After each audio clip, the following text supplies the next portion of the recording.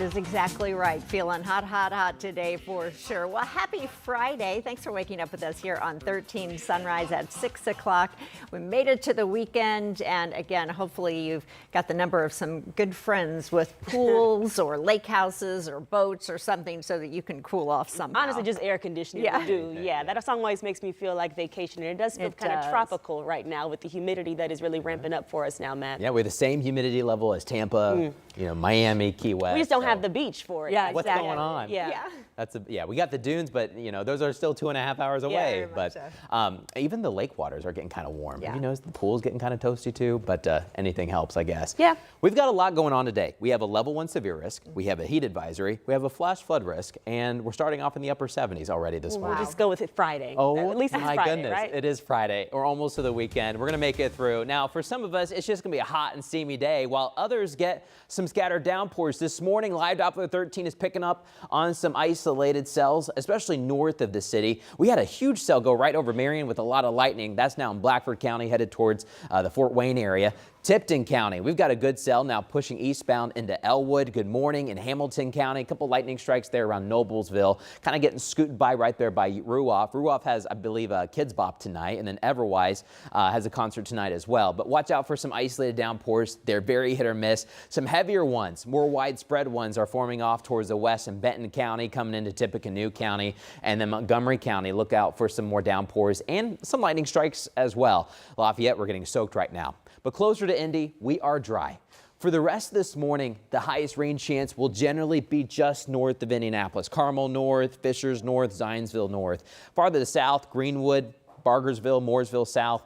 Our rain chances are slim for a while, but that will change. This front that's sparking all the showers and thunderstorms is gradually pushing south. It's going to sit over us today, and that's going to open up the atmosphere or these pop-up showers and storms. There'll be scattered chances, but in between the rain, it's going to be hot. We'll be in the mid-80s by 11, upper 80s to near 90 by 3 o'clock. And coming up, we'll talk a little bit more about the timing of the heat and humidity and all the downpours. We'll have those rain zones coming up in a bit.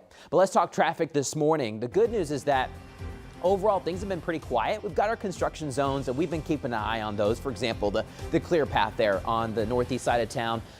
Traffic still moving fine. I-65 north, we're moving fine. Remember, tonight at 9 p.m., I-65 north shuts down for the whole weekend. And then a few weekends from now, I-65 south will be shut down. They're working on replacing a bridge. They're also doing a lot of the drainage. Speaking of drainage and wet weather and rainstorms, we've got some rain they're reporting right now in Lafayette. You can see there along I-65 north at State Road 38 in the Lafayette, the south side of Lafayette. We've got some rain, and the rain just now ended in Marion. We got a good soaker there a moment ago. Coming up, we're going to talk a little bit more about the timing of when you could see some rain where you live, and we'll show you those rain zones, Julia, coming up. All right, thank you, Matt. Well, this morning, police are investigating this breaking news, a deadly shooting on the city's far south side. So we wanted to show you where this happened. So this is near US 31 and South Meridian. You can see here on the map. Anna Chalker has been there all morning and joins us with the very latest and certainly what you're learning from police, Anna.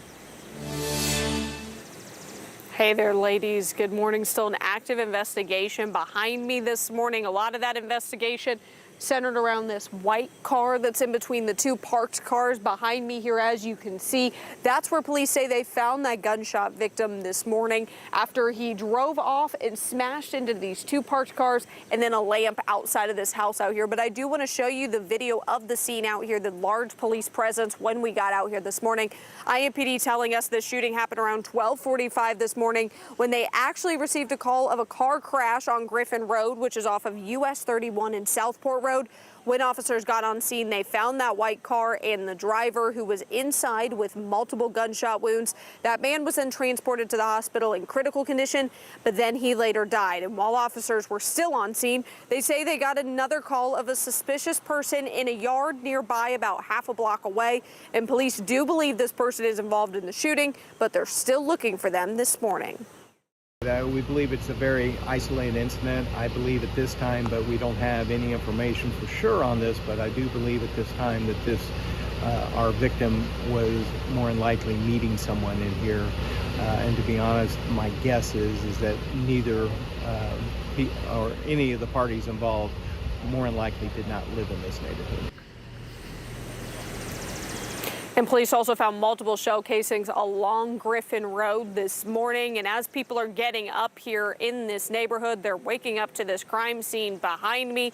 And police telling us this is a quiet neighborhood. They really have not responded to many calls here. So shocking to the neighbors, but also the officers out here as well. And as we're out here, we're hoping to learn more from police about that suspect, if they've found that person this morning or any other information. We'll have that both for you on air and online. Live in Indianapolis, Anna Chalker, 13 News. Thank you, Anna. Well, right now we're getting a new perspective about a deadly police shooting that happened here in Indianapolis.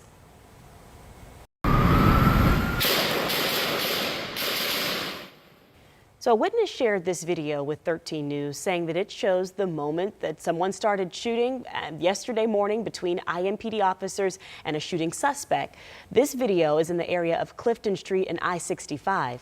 Police tell us they tracked the man down after they say he shot and killed his wife, but they also say he took off, leading officers on a brief chase. And that's the video that you see there, and here is where police say that they have bullet holes riddling their cars. Investigators say police shot and killed that man around 8:30 after he fired at officers multiple times. An hour earlier, police found the woman shot in a driveway on Ritter Avenue near 46 and Emerson. So multiple scenes prompting some scary moments across the city. I've seen the videos, and I feel for every person who found themselves suddenly in the middle of a crime scene just by walking down the street. This is not okay. No one should have to go through that. No officers were injured in that shootout, but police are working to gather more video evidence from the chase that happened in the morning. So they're asking anyone that may have seen anything, maybe you have video like the one that viewer sent us earlier this morning. They want you to reach out to IMPD immediately. Well, right now we're working to learn more information about a search at Eagle Creek Reservoir that lasted for hours after a reported drowning. So Pike Township fire crews say they got the call around 5 o'clock last night. A few hours later, they confirmed they were not able to find any victim in the water, and they called off the rescue. They turned that scene over to the Indiana Department of Natural Resources for a recovery effort. They didn't share any information about the person who reportedly went into the water, so we've reached out to DNR for an update. We'll share what we learned when we pass it along. Well, there is a new sign in Bartholomew County calling attention to President Trump's mega bill and its impact, they say, on rural hospitals. This is a sign paid for by the Democratic National Committee. Take a look. It says, under Trump's watch, Columbus Regional Health is cutting medical services. This sign is bringing attention to potential negative impacts from the tax and spending cuts law. Last month, even before the new law, Columbus Regional announced it was cutting several services, including its inpatient rehab unit. The hospital noted federal and state funding cuts as the reason. Governor Braun actually blamed a broken system as the reason rural hospitals are struggling. The fact we got 80 to 90 rural hospitals hanging on by their fingernails. You got 5 to 7 very rich systems. And if you run like an unregulated utility, something's going to have to be done to make sure we have good care and access in the rural community.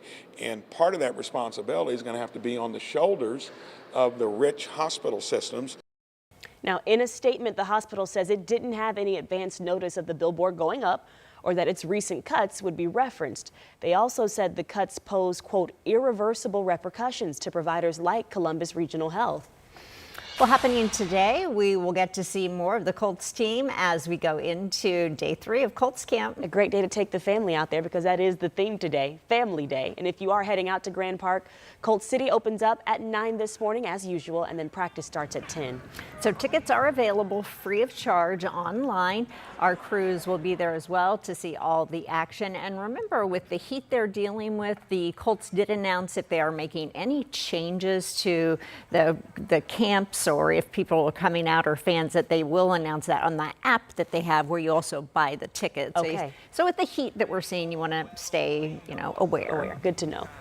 Well, excitement is building this morning for the Brickyard 400. Yeah, the annual hauler parade was in town to get things rolling last night.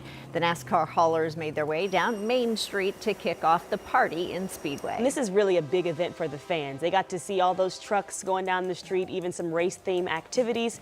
The Brickyard 400 is Sunday afternoon at 2 o'clock. But today, you can head out to the track and watch them get some practice laps in. That's right. So the gates open at IMS this morning at 10 o'clock. The Pennzoil 250 practice starts at 12:05, and then the Brickyard 400 practice starts at 1:05. Those times could change depending on weather today. Good time to make sure you have our app to check for these changes. Gates close at 2 o'clock this afternoon.